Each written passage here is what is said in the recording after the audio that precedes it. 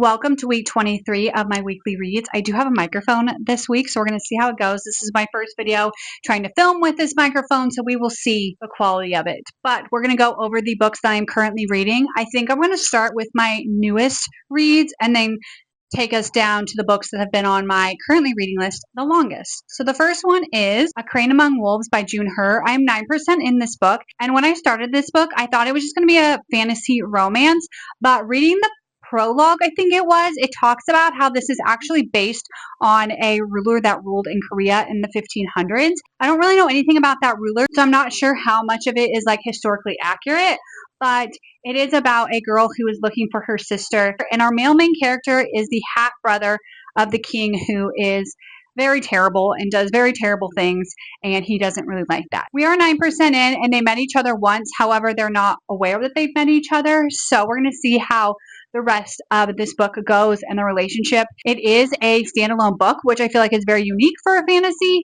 So Crane Among Wolves is my ebook. An audiobook I'm listening to is One Flew Over the Cuckoo's Nest by Kesey.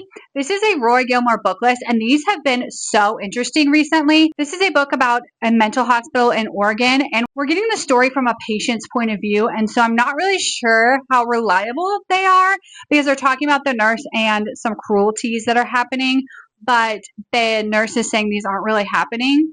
And so I'm really curious by the end if we figure out if these things are actually happening or if the narrator is unreliable. Another audiobook that I'm listening to that I took a quick break from was The Fiery Cross by Gabldon. This is the 5th book in the Outlander series and a 54-hour audiobook.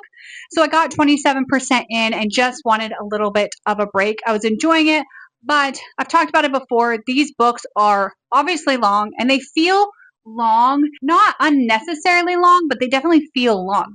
I understand how a whole season of a show is made up of one book, but we are following Claire and Jamie and their daughter Bree, and Bree just had a child, and so we're getting some woman information in this book that is a little bit detailed and a little bit interesting concept to kind of think about, like birth control and breastfeeding and things like that. The 4th book that is on here is Leaf of Faith by Bouchard. This is one of the 25 books I want to read in 2025, and I got 7% in at the end of May, and I decided to kind of put it on hold because I wasn't going to finish it by the end of the month.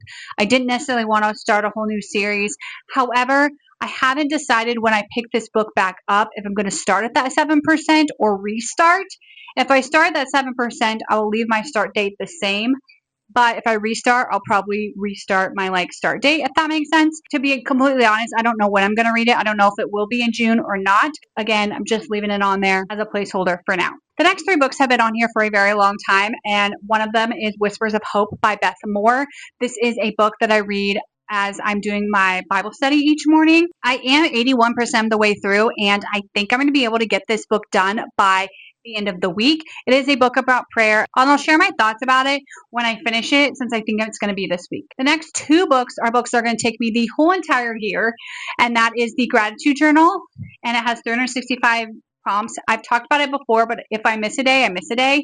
It is not dated. It's not page numbered, so I'm unsure kind of where I'm at on there. Probably 20-25% of the way through. And then the last book that I am currently reading that I will have done by the end of the year, because I do make up days that I miss, is the Bible, and I'm currently 43% of the way through that. So slowly making progress. Every 3 days I go up 1%, so it takes me a bit to make progress. Those are my currently readings as we're starting out week 23. Welcome to another week where I definitely forgot to do some book reviews, so we're gonna jump right in and talk about Whispers of Hope by Beth. I finished that book. I'm so excited. It was a devotional that I read with my Bible time each day. It was 70 days worth of devotional. It's all about prayer, and so they had a scripture, devotional, and a prayer prompt. I am finding I don't love the shorter devotionals just because some days I have extra time and I'd like to do more, and the days don't always connect super well, and so I like the longer form chapter devotionals where I can stop and start where I need to, and they seem to flow a little bit better.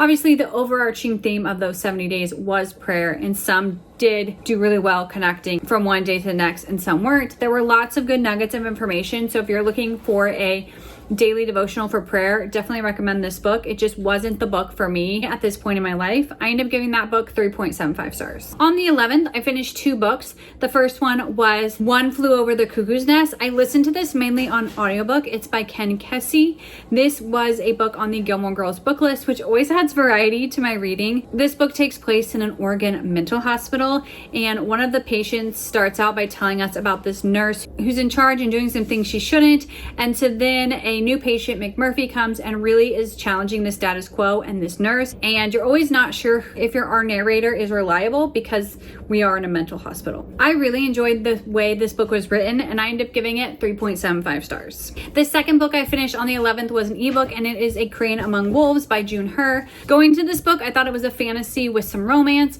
and while that is true, there's definitely some historical fiction elements within. I don't know how much is historically accurate, but it is based on a king in Korea that ruled in the 1500s. Our female main character is Isiol. I'm unsure if I'm saying her name right, but her sister gets kidnapped by this king. He tends to kidnap ladies, and she is determined to get her back, and so heads to the city to get her back. She runs into the Prince Dam, and they have a very interesting first meeting, but his goal is to overthrow the king, and her goal is to get her sister back. But the prince also seems to have this soft spot for Isiol. There are other characters and whole uprising on their hand. I thought it was a really fun story. I haven't read a standalone fantasy in a very long time, and so that was definitely new, and so I feel like I wanted a little bit more from the story just because I'm used to fantasy books that take multiple books and are a little bit longer and can develop those relationships a little bit more. I did end up giving that book 4 stars. Excuse the noise in the background. There's laundry, there's dishwasher, there's lunch being made, but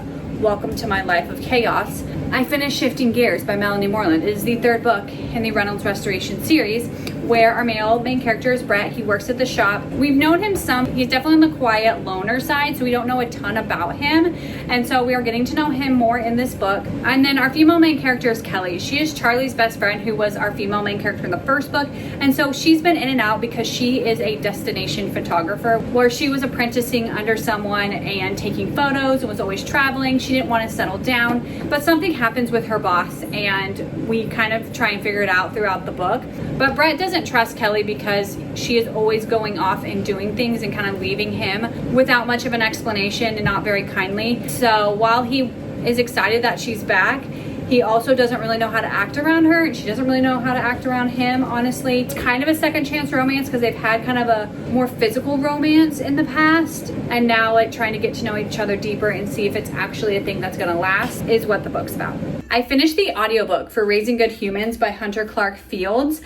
And now I have a physical book, which should tell you a little bit about this book and how I feel about it, because we are in a rental that's pretty small, so don't bring in books. Plus, I'm just not a book buyer. To actually have a physical copy of this book, you know that I really enjoyed it. As the title might suggest, it is a parenting book. However, it's more about parenting yourself so you can get to your kids, which I don't think is a revolutionary topic. I think a lot of books have talked about it in the past.